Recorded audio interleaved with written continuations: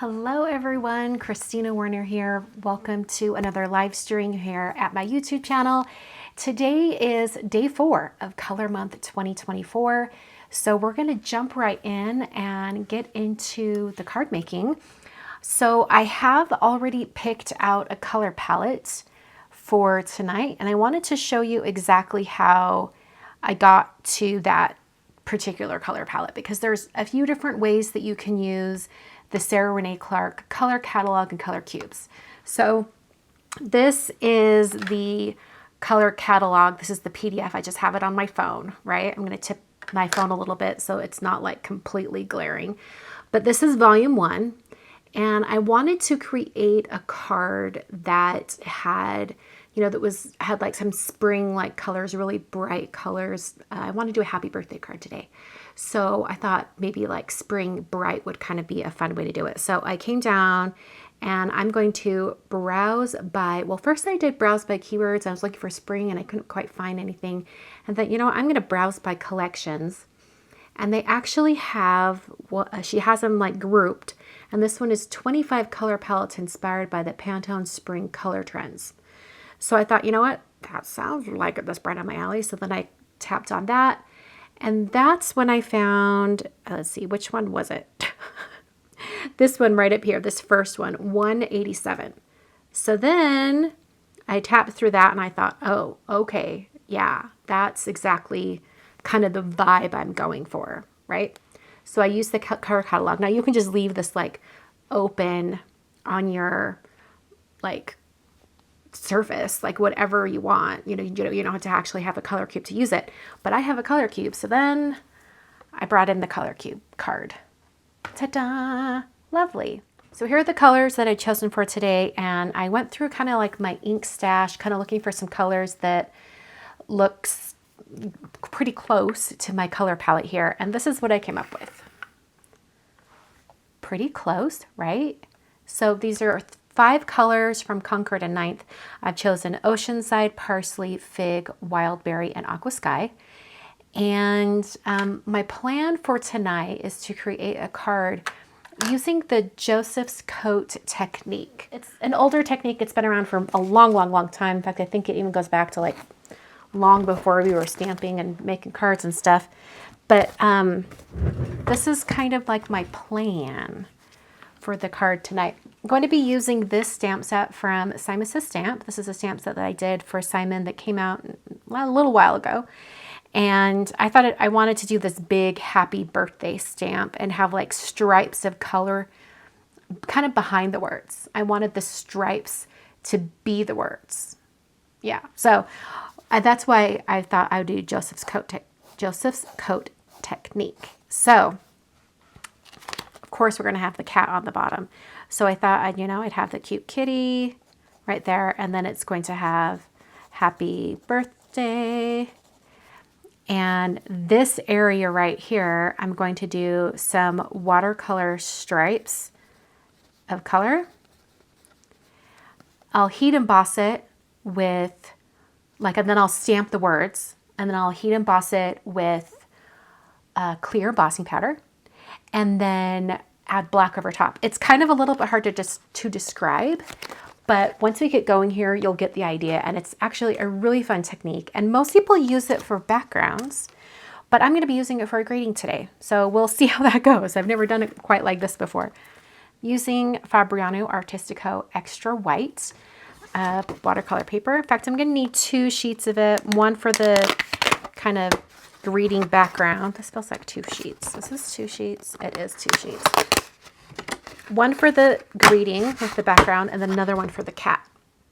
Okay, so I'm going to be watercoloring my stripes onto my watercolor paper.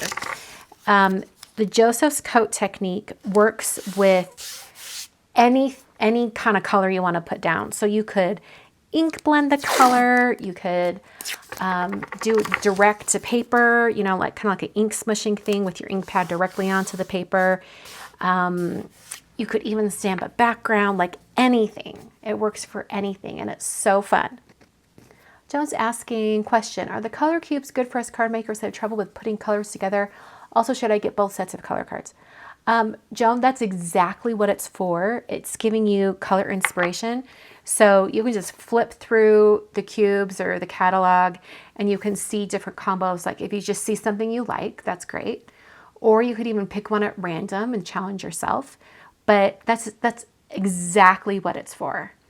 And I've currently only really been digging into the volume 1 color cube, but I plan to kind of switch over to volume 2 probably for the second half of the month.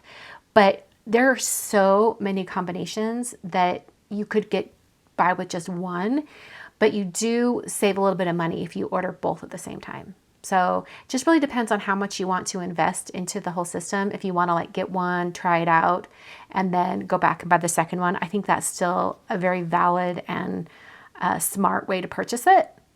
So, you know, totally up to you. But I think it's really great, and it's specifically for, you know, kind of giving you some color inspiration. So I want the words to be where all the color is.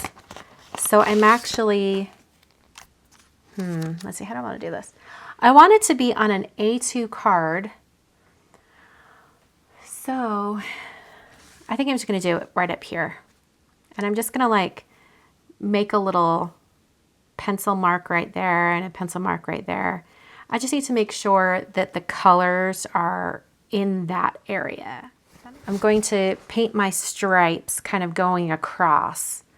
And I think I'm just going to keep it in the same order that they're in right here. I mean, why not? I'm using a size 10 brush.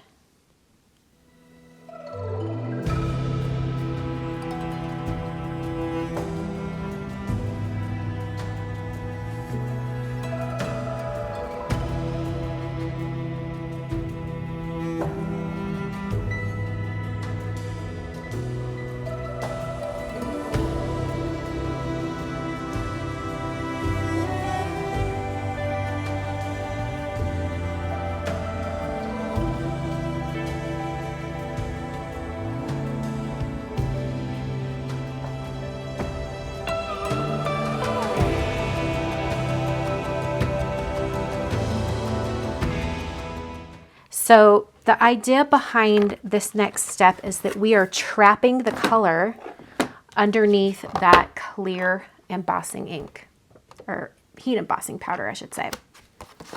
All right, so I'm going to just put that in my MISTI stamp positioning tool, and I'm going to place my stamp right over the top. Oh, that's going to be so cute with all that color.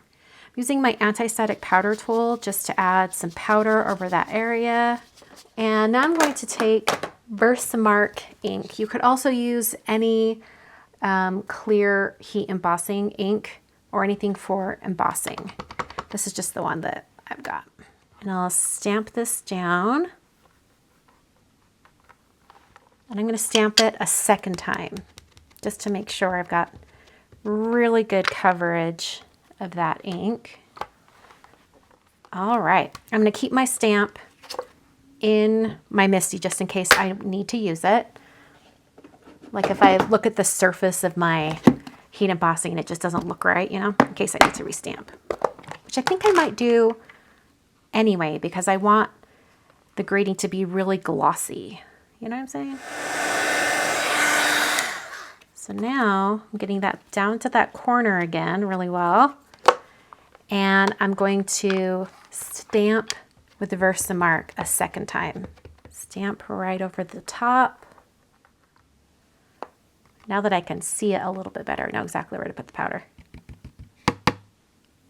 It shook off quite a bit more, but maybe it'll kind of melt and smooth out. We'll see. Okay, I think that's quite a bit more glossy. There are a couple spots that look like there's a little more, like there's more pits to them, but you know what? That's okay. We might just get a little bit of texture. There are a couple ways you can do this. You can take black ink and just ink blend right over the top. I thought it might be a little bit easier to do black watercolor over the top. Now, so where I've put the clear embossing powder, it will protect the color underneath. So it will preserve all of that color and the black watercolor won't be able to seep underneath. So back to my little palette here, and I wanted like a super, super black. So I picked out Tim Holtz Distress Ink in Black Soot, and I'm just going to be picking it up with a brush. This is the re-inker. So I'm going to get really, really strong color right from the start. I won't even have to dilute it very much.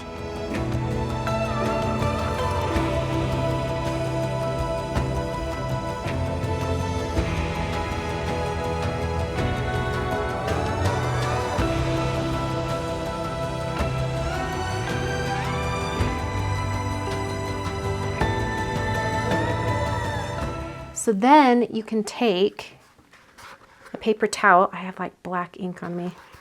Okay, so I'm going to come in just with the edge of a paper towel and try to, all I'm doing is smearing it around. I really should just wait till it's dry. I think I might wait till it's a little more dry. But essentially what you can do is just like buff that color off of the clear embossing. Now I don't want to speed up the drying process on this because it will melt that embossing powder. So I'm just gonna have to set this aside. And while we're doing that, we can paint our cat and other elements for the card. Right. This time when I stamp, I'm going to stamp in waterproof black ink so that I can paint over the top and it won't smudge.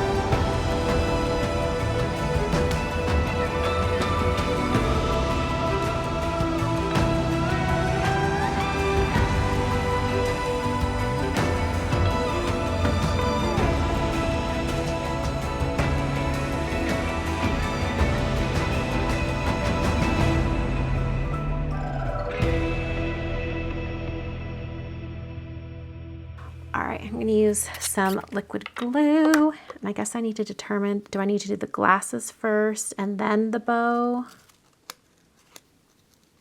Yeah, I think that's what it's going to be. Glasses first and then the bow. Adding glue.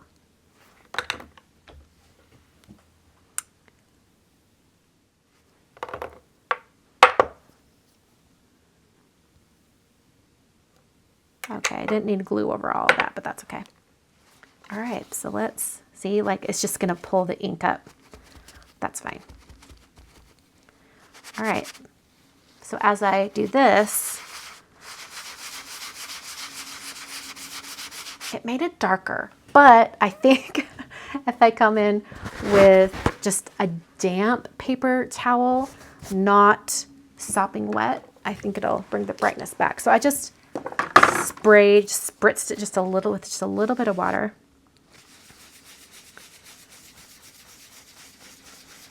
There we go. That's bringing a lot of the brightness back.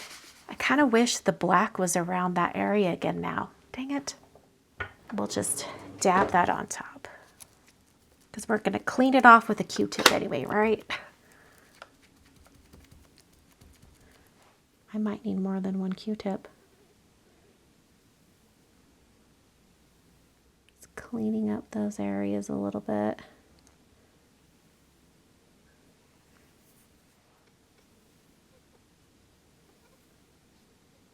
My A2 frames,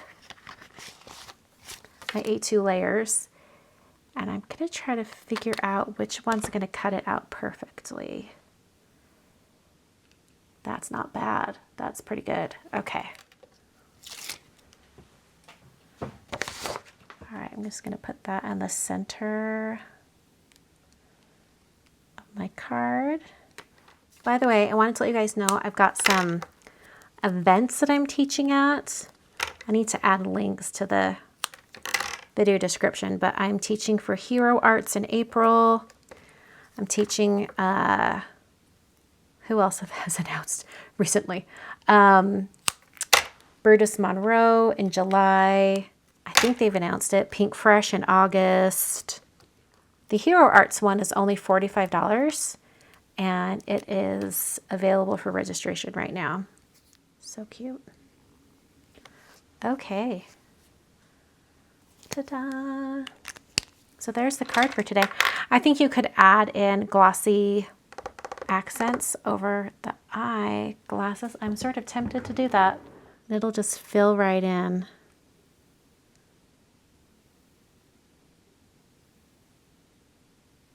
So it's going to look a little funny here until it dries clear, but she looks like her glasses have fogged up. Okay, so you can see where that's going to be glossy at some point. It will dry clear, but right now it looks a little bit cloudy. So here's the finished card for today with the color inspiration from Color Cube number 187. Such a cute combo. Thanks for joining me. I will be back on Wednesday with more Color Month 2024. Thanks for watching, and I'll catch you guys next time.